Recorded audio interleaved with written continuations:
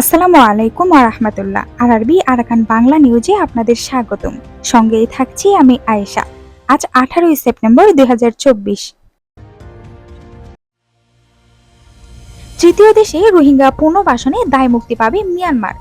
এই প্রথম বাংলাদেশে একটা সরকার এলো যারা আমাদের পুনর্বাসনের ব্যাপারে এত পরিষ্কারভাবে কথা বলল। 10 সেপ্টেম্বর রোহিঙ্গা ক্যাম্পের এক তরুণ রোহিঙ্গা সমস্যা নিয়ে কথোপকথনের সময় এভাবেই তার অনুভূতি ব্যক্ত করেন।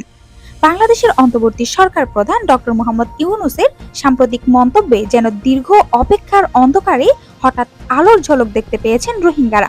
রোহিঙ্গা বিষয়ে গবেষকরা লক্ষ্য করে থাকবেন, পূর্বপুরুষের দেশ মিয়ানমারে ফিরে যাওয়ার চেয়ে তৃতীয় কোনো দেশ পুনর্বাসিত হওয়া অনেক রোহিঙ্গার কাছে এখন প্রথম পছন্দ। তাদের ভাষায় মিয়ানমারে না, ভাষান্তরে না, আমাদেরকে তৃতীয় দেশে পাঠিয়ে দিন। পুনর্বাসনে কি রোহিঙ্গা সমস্যার সমাধানের পথ?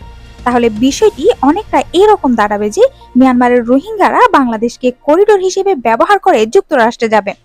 কারণ একদিকে পুনর্বাসন হবে, অন্যদিকে নতুন করে রোহিঙ্গা আসবে, বিশেষ করে এখন যারা সীমান্তের ওপারে অপেক্ষা করছে। গত 2 দশকে রোহিঙ্গা ইস্যুতে বাংলাদেশের কূটনৈতিক দুর্বলতা ছিল লক্ষণীয়। তাই পুরনো এবং নতুন কোনো রোহিঙ্গাকেই ফেরত পাঠানোর উদ্যোগে বাংলাদেশ সফল হতে পারেনি। এখন আরাকান আর্মি আরো অগ্রসর হয়েছে, নির্ভর করছে মিজোরাম ও আশপাশের এলাকা থেকে আসা পণ্যের উপর। এখন তাদের কাছে বাংলাদেশ গৌণ। বাংলাদেশের কাছে এখন জান্তা সরকার ও আরাকান আর্মি উভয়ই সমান। চীনের সঙ্গেও বাংলাদেশের ফলপ্রসূ আলোচনা ও কোনো কার্যকর সিদ্ধান্ত হয়েছে বলে জানা যায় না, যা রোহিঙ্গাদের প্রত্যাবাসনে ভূমিকা রাখতে পারত। এমন পরিস্থিতিতে তৃতীয় দেশে পুনর্বাসনের বিষয়ে অন্তর্বর্তী সরকার প্রধানের বক্তব্য রোহিঙ্গাদের মধ্যে আশা জাগানিয়া হবে, সেটাই স্বাভাবিক। কিন্তু দেশের স্বার্থ অক্ষুণ্ণ রেখে যুক্তরাষ্ট্রের রোহিঙ্গা পুনর্বাসন প্রকল্প বাস্তবায়ন করলেও যে প্রশ্নটি অমীমাংসিত রয়ে যায় তা হলো গণহত্যার জবাব। শুধু যুক্তরাষ্ট্রে কেন, যে কোনো দেশে রোহিঙ্গা পুনর্বাসন কার্যক্রম পরিচালিত হলে মিয়ানমারের কাছে যে ভুল বার্তা যাবে তা হলো গণহত্যা বলে কিছু ঘটেইনি, রোহিঙ্গারা বাংলাদেশি বলে বাংলাদেশের নিজ দায়িত্বে তাদেরকে পুনর্বাসন করছে ইত্যাদি।